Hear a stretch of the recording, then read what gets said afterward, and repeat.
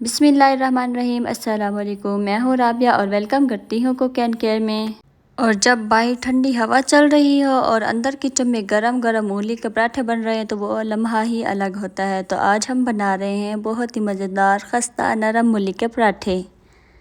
और सर्दियों के दिनों में मूली का पराठा सिर्फ नाश्ता ही नहीं बल्कि सुकून और सेहत का ज़रिया भी है।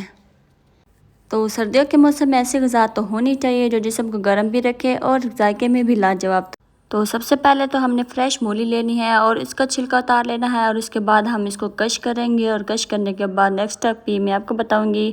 आपने बिल्कुल बारीक कश करना है, मोटे वाला नहीं करना है। इससे जो मूली के पराठे हैं वो बहुत ही मज़ेदार बनेंगे। और इसको सारे कश करने के बाद जो नेक्स्ट अहम स्टेप है वो है इसका पानी निकालना। तो पानी इसका बहुत ही अच्छी तरीके से हमने निचोड़ लेना है हाथों की मदद से, या फिर किसी कपड़े में रुमाल में डाल के भी इसको निचोड़ सकते हैं। हाथ से भी बहुत इजीली हो सकता है।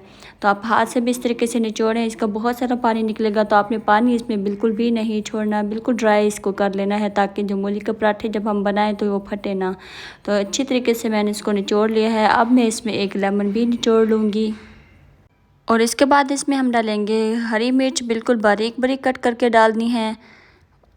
और अगर आप छोटे बच्चों के लिए पराठा बना रहे हैं तो आप ये मिर्ची स्किप भी कर सकते हैं। आप इसमें लाल मिर्च या काली मिर्च भी ऐड कर सकते हैं।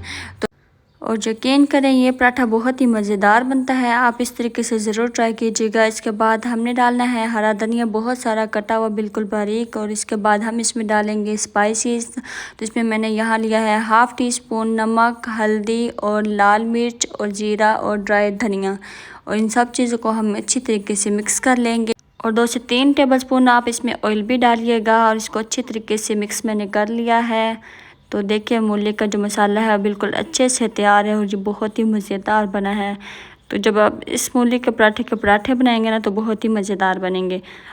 और पेड़े मैंने बिल्कुल छोटे छोटे बना लिए हैं। और रोटी जैसे आप नॉर्मल आटे के बनाते हैं उसी तरीके से ये आटा गूंदा हुआ है। और इस तरीके से छोटी छोटी रोटी बेल के इसमें हमने अच्छे से मसाले को फैला लेना है। और मूली का जो मसाला है वो अपने मुताबिक आप कम या ज़्यादा भी कर सकते हैं। तो ये देखें मैंने बिल्कुल सारा इसको फैला लिया है। और इसके बाद मैंने इसके ऊपर एक और बेली हुई रोटी डाल दी है। और किनारों से हमने इसको अच्छे से प्रेस कर लेना है ताकि जो मसाला है वो बाहर ना निकले। और अब बेलने की मदद से मैं इसको अच्छी तरीके से बेल लूँगी।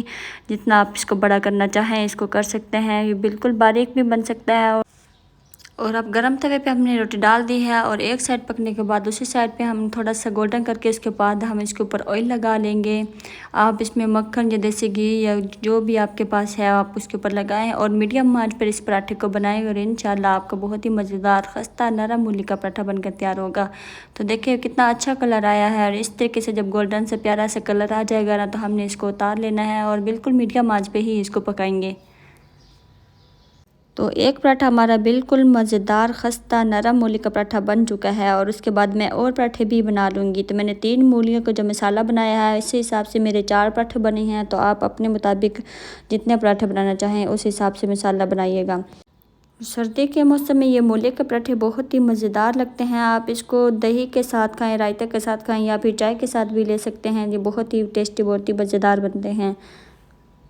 और सर्दी का मौसम हो और खस्ता मूली का पराठा हो और ये दिन को बहुत ही ख़ास बना देता है। तो आप इसको ज़रूर बनाइए और अपनी फैमिली के साथ इंजॉय करें। और इस तरीके से मूली का पराठा बनाएंगे ना तो इंशाल्लाह जिसकी फ़ेवरेट नहीं भी हैं मूली के पराठे उसके भी फेवरेट हो जाएंगे। तो ये बहुत ही मज़ेदार बने हैं। और अगर आपको मेरी ये वीडियो पसंद आई है तो लाइक करें, शेयर करें और कुक एंड केयर चैनल को सब्सक्राइब ज़रूर करें। और अपना बहुत सारा ख्याल रखें। राबिया को भी दुआ में याद रखिएगा। मिलते हैं नेक्स्ट वीडियो में मज़ेदार रेसिपी के साथ। अल्लाह हाफिज़।